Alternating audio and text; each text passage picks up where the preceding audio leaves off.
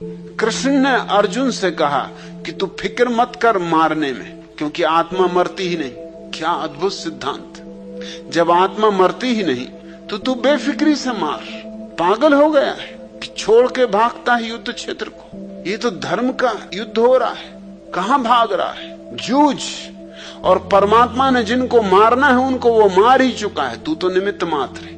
अगर ये बात सच है तो फिर हिटलर का क्या कसूर है?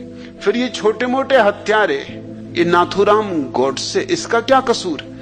अरे जब परमात्मा ने मार ही डाला तो ये तो बेचारा निमित्त मात्र है, और इसने कोई ज्यादा कसूर नहीं किया। एक महात्मा गांधी को मारा, वो भी काफी बूढ़े हो चुके थे और मरना चाहते थे, क्योंकि जैसे ही उनके शिष्य सत्ता में गए उन्होंने उनकी फिक्र ही छोड़ दी।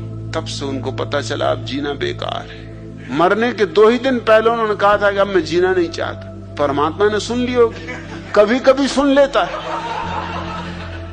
और तभी तो उसने भेज दिया नाथुराम। नाथुराम मतलब कलयुगी राम है, तो राम ही नाथु ही हुए तो क्या। और पुण्य नगरी पूना के निवासी, क्या जगह चुनी उन्होंने भी। पुण्य नगरी पूना से भेज दिया नाथुराम को कि अब राम तुम ही जाओ, मेरा भक्त मुश्किल में पड़ा है। मेरा भक्त कह रहा मुझे जीना नहीं। कीमत तुम्हारी तभी तक थी जब तक सत्ता हाथ में ना आई थी।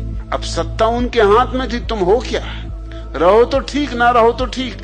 असल में ना ही रहो तो ज्यादा ठीक, क्योंकि रहोगे तो कुछ ना कुछ गड़बड़ करोगे, कुछ दखलंदाजी करोगे, कुछ इधर उधर की बातें लाओगे, उनकी राजनीति को ठीक से न चलने दोगे। वो भी चाहते थे कि छुटकारा हो भीतरी, ऊपर चाहे ना भी कहते हो, क्योंकि 7 दिन पहले ही सरदार वल्लभ भाई पटेल ने लखनऊ की एक राष्ट्रीय स्वयंसेवक संघ की रैली में ये घोषणा की थी कि राष्ट्रीय स्वयंसेवक संघ से ज्यादा सुंदर, सुव्यवस्थित, सुसांस्कृतिक और धार्मिक कोई संगठन भारत में नहीं। और उसी राष्ट्रीय स्वयंसेवक संघ के सदस्य ने महात्मा गांधी को गोली मारी।